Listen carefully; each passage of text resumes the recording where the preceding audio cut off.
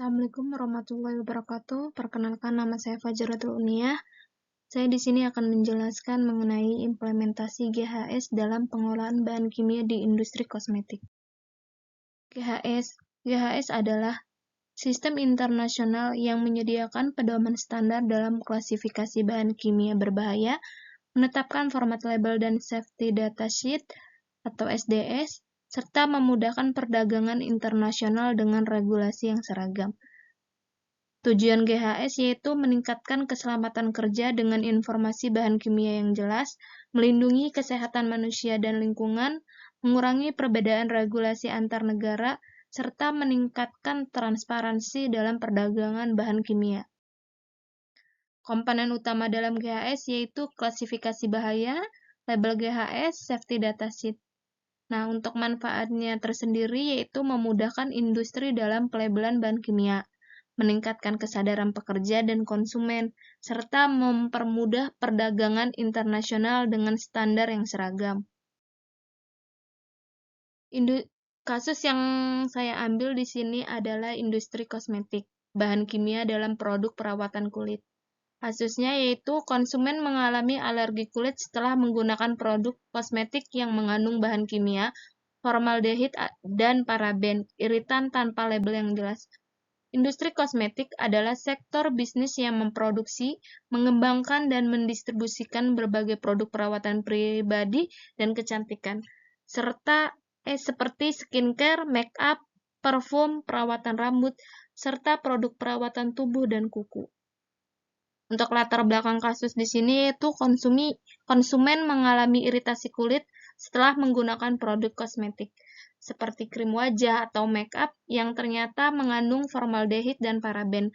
Setelah diperiksa, produk tersebut tidak mencantumkan informasi yang jelas mengenai kandungan bahan berbahaya ini, sehingga konsumen tidak dapat menghindari risiko alergi. Nah, untuk klasifikasi bahan formaldehid yaitu karsinogenitas yang menyebabkan kanker pada manusia. Toksisitas akut, paparan dosis tinggi dalam waktu singkat dapat menimbulkan efek toksik yang serius, iritasi kulit dan mata, iritasi pada kulit dan menyebabkan kerusakan pada mata. Sensitisasi yaitu dapat menyebabkan sensitisasi baik pada kulit maupun saluran pernapasan, serta potensi bahaya lingkungan. Nah, untuk metilparaben yaitu diduga dapat bertindak sebagai endokrin disruptor yang mengganggu keseimbangan hormon. Nah, beberapa penelitian menghubungkannya dengan reaksi alergi kulit dan dermatitis kontak. Untuk pelabelan sesuai standar GHS formaldehid yaitu piktogram bahaya, toksik akut, iritasi dan sensitisasi, karsinogen dan sensitisasi pernapasan. Kata signal danger bahaya untuk tingkat bahaya tinggi. Pernyataan bahaya atau hazard statement beracun jika tertelan dan terhirup serta menyebabkan iritasi kulit, mata, reaksi alergi kulit, alergi pernapasan, dan kanker. Nah, pernyataan pencegahan, jangan menghirup uap atau kabut, gunakan sarung tangan, pakaian pelindung, dan alat pelindung mata atau wajah. Jika terpapar atau merasa tidak enak badan, segera cari bantuan medis. Pengemasan dan penyimpanan, gunakan wadah yang tertutup rapat dan tahan korosi. Simpan di tempat sejuk, berventilasi baik, jauh dari sumber api, hindari paparan langsung dengan bahan oksidator karena dapat menyebabkan reaksi berbahaya. Untuk pelabelan sesuai standar GHS pada metilparaben yaitu nama kimia dan nomor CAS, nama bahan metilparaben beserta nomor CAS misalnya 99 73 76 dan 3 agar identifikasi bahan kimia dilakukan secara tepat. Bentuk fisik dan informasi umumnya, bentuk metilparaben yaitu serbuk atau larutan, serta kegunaan sebagai pengawet dalam produk. Kata signal, warning jika diperlukan. Piktogram bahaya pada tingkat konsentrasi yang lebih tinggi atau dalam kondisi tertentu, gunakan piktogram iritasi. Pernyataan bahaya yaitu menyebabkan iritasi kulit dan mata. Pernyataan pencegahan Gunakan alat pelindung diri yang sesuai jika terjadi kontak langsung dengan bahan. Informasi pada label yaitu daftar bahan atau ingredient list, konsentrasi bahan, nomor batch, dan tanggal kadaluarsa, serta penyimpanan harus tertutup rapat. Nah, dampak yang dialami konsumen dari kasus ini adalah iritasi kulit merah dan gatal, bengkak dan perih dari aplikasi produk, dermatitis kontak, reaksi alergi kulit akibat bahan kimia iritan, ketidaknyamanan, dan gangguan psikologis akibat kondisi kulit yang memburuk. Nah, penyebab masalah dalam kasus ini yaitu ketidakterbukaan informasi dalam label produk, ketidaksesuaian dengan regulasi kosmetik, serta kurangnya uji keamanan dan peringatan pada konsumen. Penyelesaian kasus dan tindakan pencegahan yaitu pemeriksaan kesehatan dan pengobatan konsumen. Konsumen harus segera berhenti menggunakan produk dan berkonsultasi dengan dokter kulit. Penggunaan krim antiinflamasi atau antihistamin dapat membantu mengurangi reaksi alergi. Penerapan GHS dan standar label yang jelas. Piktogram GHS harus digunakan untuk bahan berbahaya dalam produk kosmetik. Peringatan seperti mengandung formaldehid dapat menyebabkan iritasi kulit harus dicantumkan. Tindakan hukum terhadap produsen yaitu jika produk melanggar regulasi, konsumen dapat melaporkan ke BPOM atau otoritas terkait. Produsen bisa dikenakan sanksi administratif atau denda atas kelalaian dalam pelabelan. Edukasi konsumen tentang bahan dalam kosmetik yaitu konsumen harus lebih berhati-hati dalam memilih produk dan membaca daftar bahan. Menghindari produk yang mengandung formaldehid, paraben, dan bahan iritan lainnya jika memiliki kulit sensitif. Penyusunan safety data sheet yaitu 1. Identifikasi bahan dan perusahaan. Nama bahan kimia, nomor CAS, nama dagang, dan informasi kontak perusahaan atau produsen.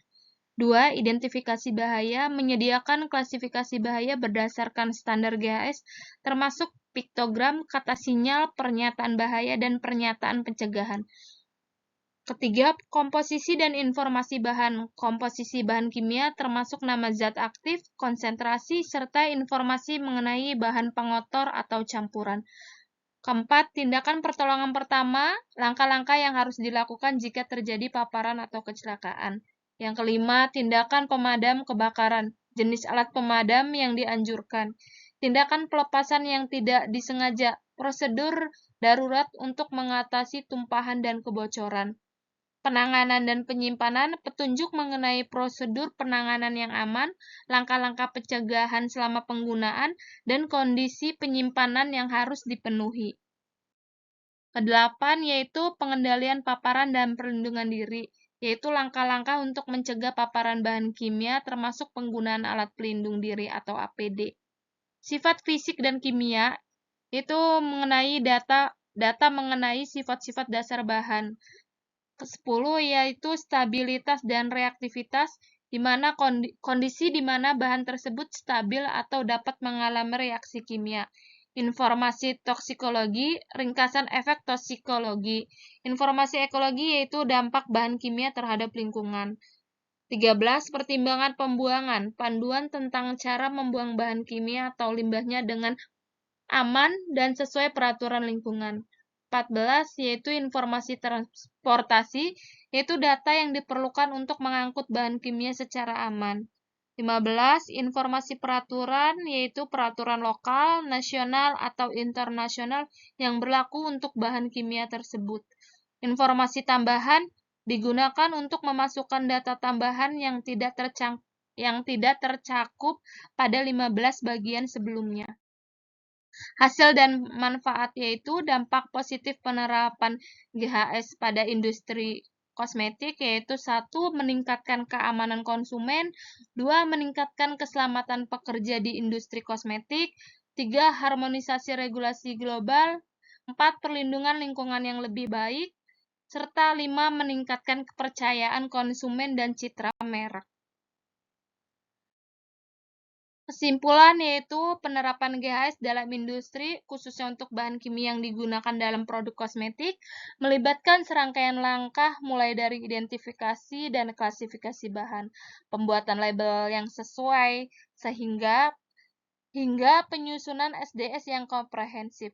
Proses ini tidak hanya meningkatkan keselamatan kerja dan konsumen, tetapi juga memastikan kepatuhan terhadap regulasi internasional, sehingga mendukung praktik produksi yang lebih transparan dan bertanggung jawab. Dalam penerapan GHS, paraben tidak dikategorikan sebagai zat beracun akut, tetapi bisa menyebabkan iritasi ringan dan reaksi alergi pada beberapa orang.